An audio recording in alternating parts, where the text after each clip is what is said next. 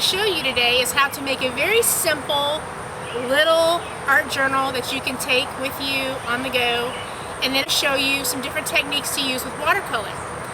I'm also going to show you how you can watercolor with your Crayola markers or whatever markers you have laying around. Pretty cool. So let's get started. To make this little art journal, you're going to need 2 full sheets of watercolor paper. And you're going to cut those 2 sheets in half. And that should give you 4 halves. Take each one of those halves and fold them in half. You're going to take 2 of those sheets that you folded in half, and you're going to put the folded edges together. You're going to take decorative duct tape, and you're going to tear a piece off that's the same length as the edge of those papers. You're going to take that piece and you're going to tear it down the middle. Take one of those pieces and you're going to tape the edge, just like you see right here, where I took 2 pieces and I put them together and then I taped the edges together. Now I'm doing the second 2 pieces the same way. I know that I'm throwing a lot of information at you really fast, but I wasn't given a whole lot of time to do this video, and there's a lot of information that I want to share with you. Now after I've got these 2 taped together, I'm going to put those 2 together, and I'm tearing off another piece of the decorative duct tape, again the same length as the edge, and I'm going to lay one half of it on the top, and then I'm going to fold it over, catching the other side, so that will keep all 4 of those together. Now you have this nice little booklet to be able to create in and take with you on the go. Here's another little art journal that I did. Taking the paper and folding it again, punching holes in it, and then laced it like a shoestring and tied a little bow on it. For you guys, you can use leather or twine or yarn or anything that you can find around the house. Shoestring. Have fun with it. Put beads on it. I'm going to teach you how you can use your markers as watercolor. These are the Creatology or from Michaels, and there's actually a coupon you can use for those that ends August 1st. So take your marker, open it up, and scribble onto a plastic plate or a ceramic plate, as long as your mom said it's okay. You know, anything plastic. This is a craft mat.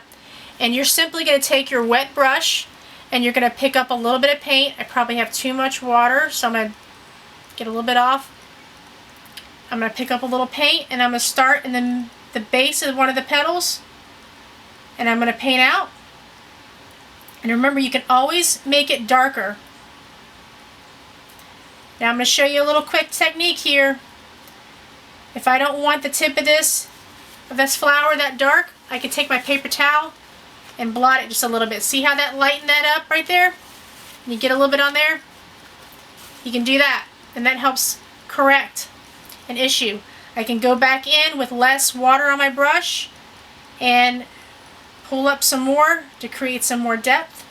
Now, I can also take my marker, and I'm going to pick another petal over here. I can run this marker right along the edge of some of my flower, and there's little black lines right there.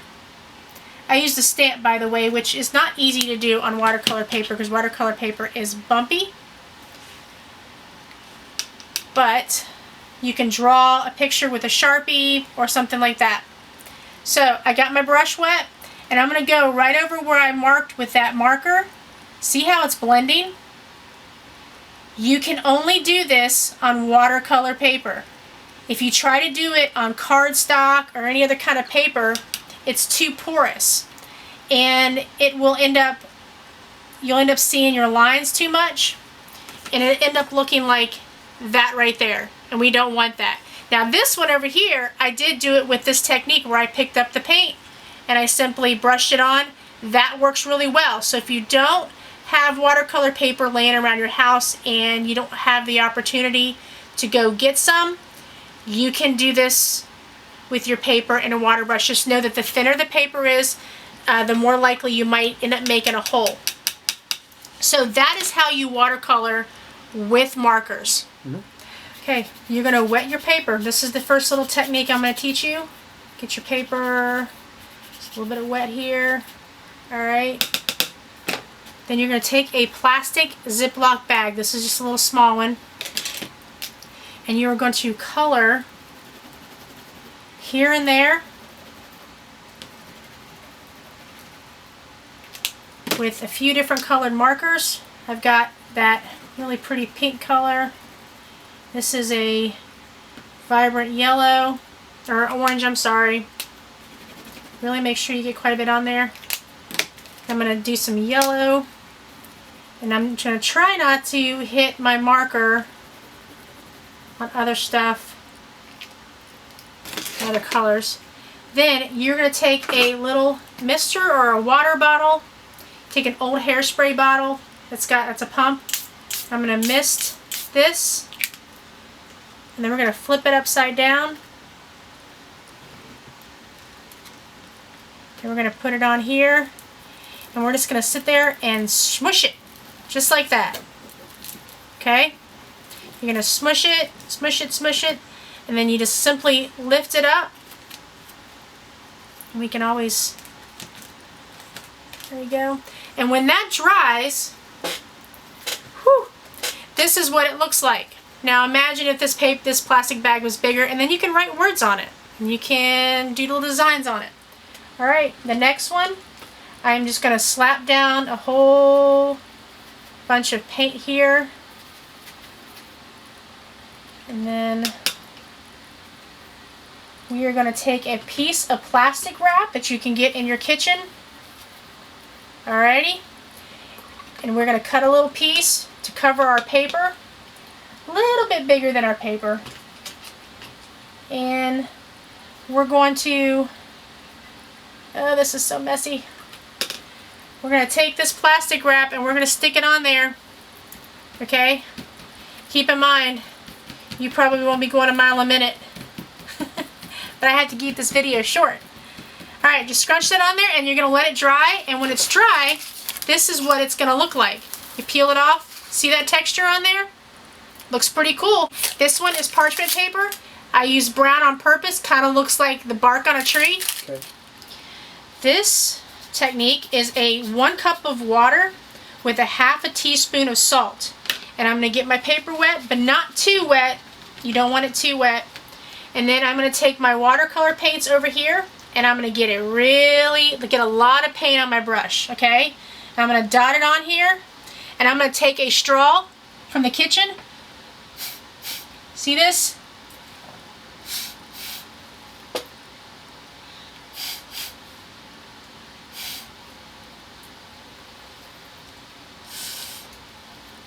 I'm going to go over here and do another one. And just keep dabbing and then shooting that off in different directions.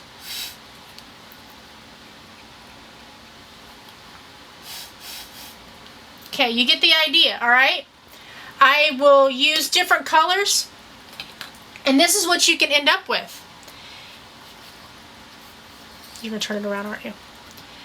So you can just do different colors, and then I dabbed a little bit of brown in there, and I even did the same thing to kind of make my green leaves, and then I made sure I kept my paper just a little bit wet, not too wet. This one I used a combination of techniques. I used this to make the spider, but first, before I did anything on the paper, I took a white crayon. You can also use a white birthday candle, and I made straight lines, and then I kind of made a little curve to connect each line, and I just kept doing that all the way in, or you can start your way in and work your way out. And then when you paint over that, this creates a resist. And now you've got a really cool little spider web. See, I made a line right here, and then I just painted some dark colors, a little bit of green from the bottom, and now I've got this cool little spider picture. So that shows you how you can do that using this technique, except this one you do not use salt water. Okay. Hey North Cincy kids, I know that this art project demonstration was like a whirlwind of information, but we only had a short period of time.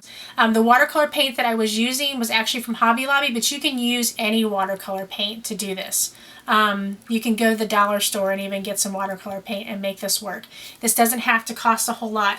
Now I will tell you that watercolor paint dries, but you can always get it to rework by adding water. So I just put a little dab of liquid watercolor out of a tube, and I let them dry for a couple days, and I take it with me when I want to go somewhere, and then I have a very simple, cheap little paint palette. There are various ways that you can make a small paint palette out of an Altoid tin. Think outside the box, get creative. Art journaling is a very relaxing way to just calm yourself and just go do your own thing. And remember, your art journal is yours. It's not put on a wall for anybody to see, for anybody to judge. Your art is what you want it to be and what makes you happy.